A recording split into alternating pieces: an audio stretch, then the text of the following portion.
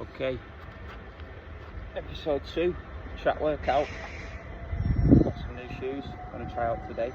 I'm going to do 10 1 kilometre repeats with a minute rest in between each one.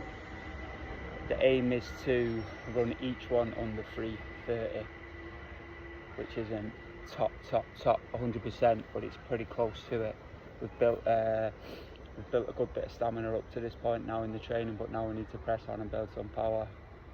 We're trying to build our VO2 max, which basically is, if you have a triangle like this, the slow long distance runs being the bottom,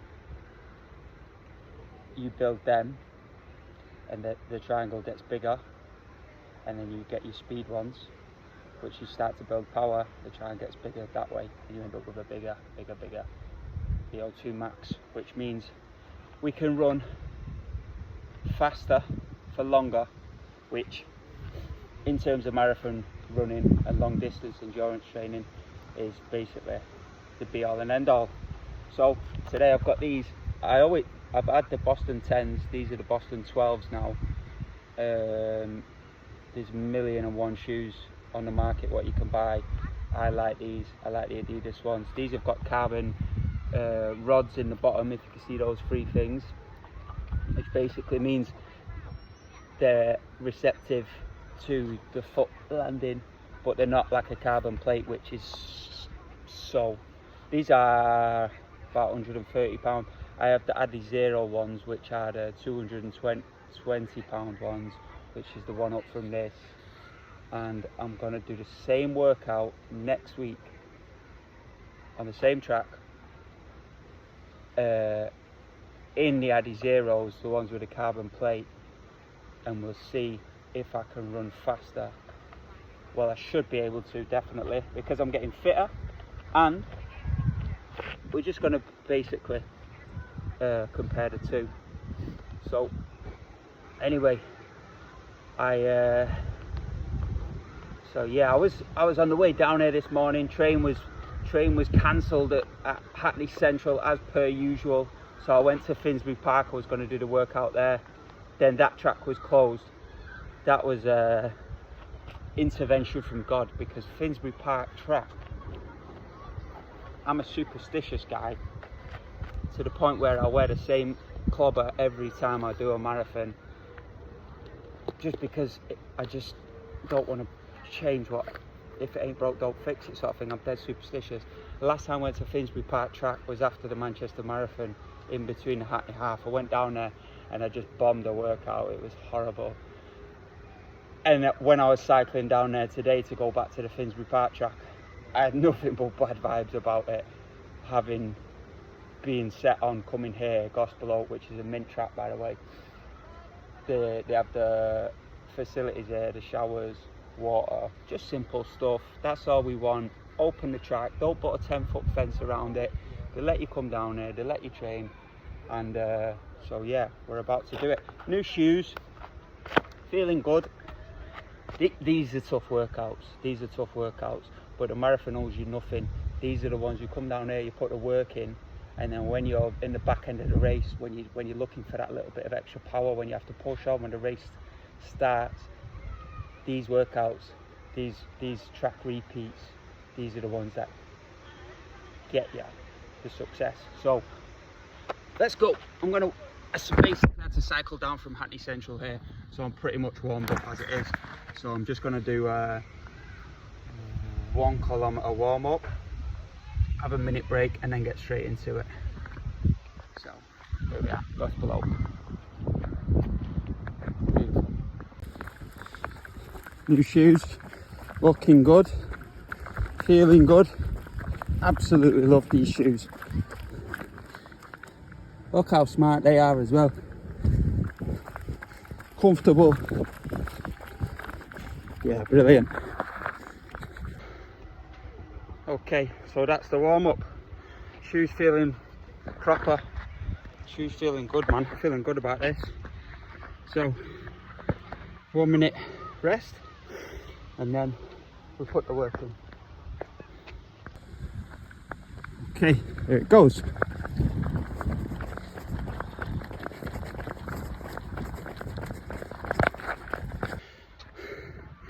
lap one done.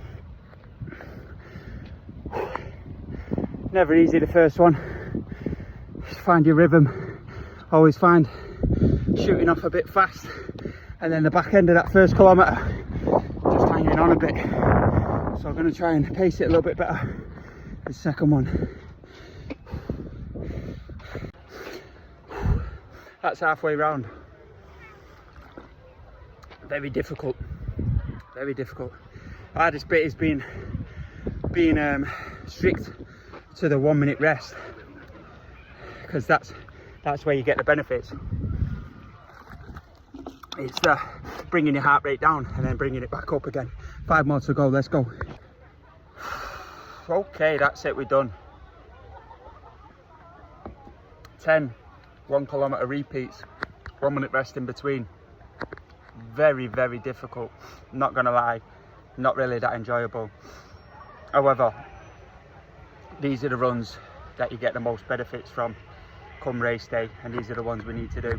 The results are in as follows. First kilometre, 3:30, bang on the money. Second, well, I said I felt a little bit fast on that and it was a bit difficult, but this goes to show. Second kilometre, 3:20, a lot quicker. Third kilometre, 3:20. Fourth kilometre, 3:27.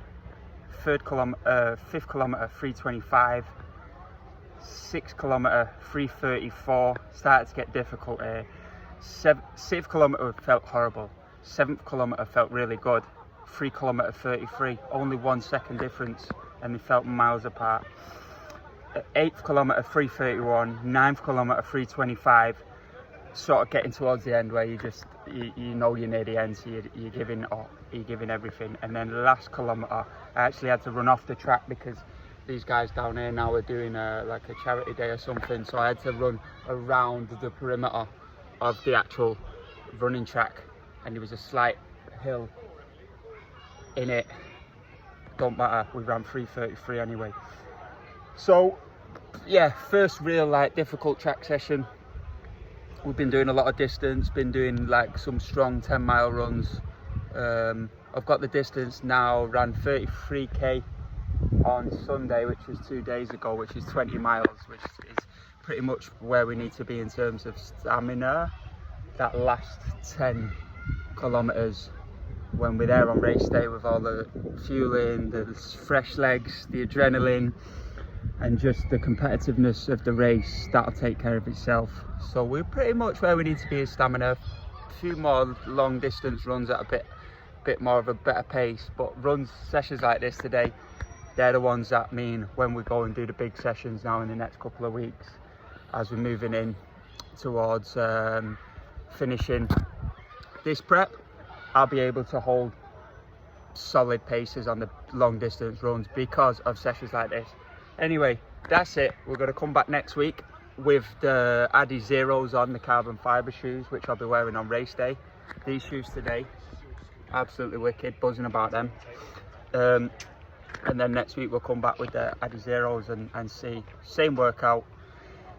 I've got 4 days of work now in a row, so I won't be doing any runs due to work commitments, which might be a good thing because I think my body and my legs need a little bit of a rest. So we'll come back fresh on Sunday, long run, and then Monday we'll come back. Maybe Tuesday we'll be back down here for another session in Adizeros.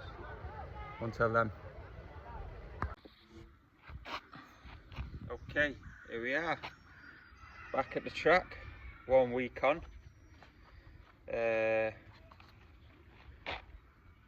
With the Adizero shoes, these are a little bit worn out now. I've ran 2 marathons in these.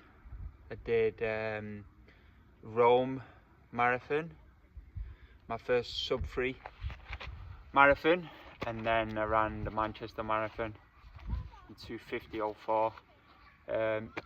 So they've got a little bit of miles on them, a little bit worn out on the bottom. I'm thinking about buying a new pair for Lisbon. I don't know just yet, but definitely running them in these shoes because these are, like I say, they're I absolutely love them. So Might buy a new pair. They cost 220 quid. I'm going to factor that in. Although it'll be worth it, I reckon.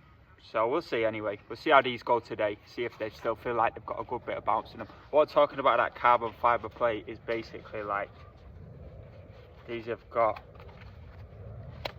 they're like mega stiff. But one thing they do is when they hit the floor, that stiffness absorbs impact and then springs you back off.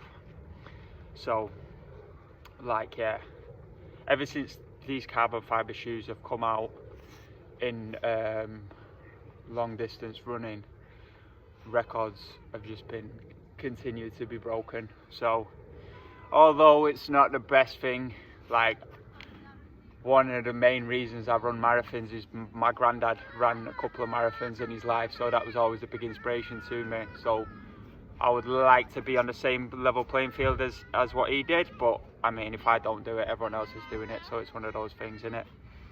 I put inner soles in mine. These are these super feet ones. They just give me a little bit more of a cushion, arc, whatever.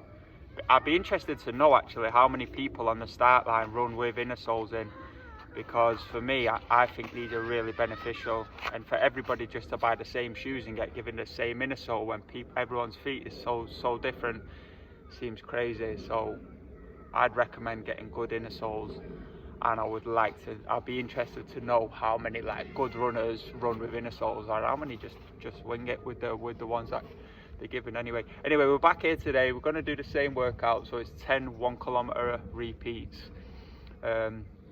Last week's session went pretty well.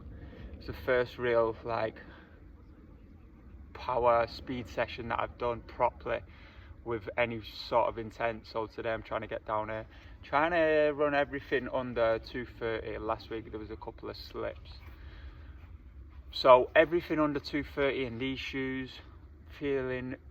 Feeling fresh, feeling strong today. It's not too hot, weather's nice, track's dead, perfect. But one thing I want to do is just get those splits a little bit closer, because I think I ran one in 320 and one at like 336 maybe, so that's like 16 seconds difference, which over the space of a kilometre is quite a lot. So if we could get everything in between 5 seconds, bit more consistency, and run everyone under 330, that would show some real signs of improvements. So let's do a little 2k warm up and then into the kilometre repeats. So yeah, let's go.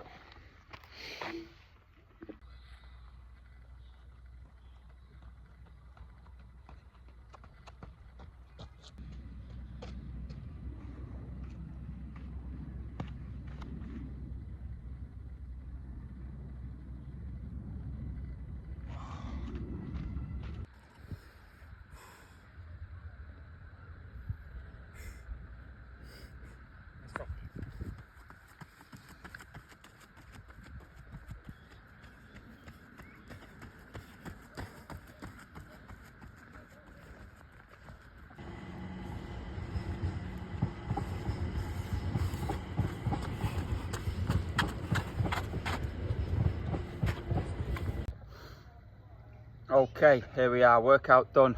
10 1 kilometre repeats, 1 minute rest. This week, same as last week, this week running with the Adizero carbon fibre shoes on. Conditions were perfect today, not too hot, hardly any wind. There's a couple of runners on the track, which was good for a bit of motivation. And yeah, I was just trying to be a little bit better than last week in the carbon fibre shoes. So I was trying to keep my paces a little bit closer together, running a bit more consistent. I felt like I went off a bit fast last week. So here we go. Anyway, let's cut to it. Results are in as follows. First kilometre 3:18, second kilometre 3:18, third kilometre 3:19, fourth kilometre 3:20.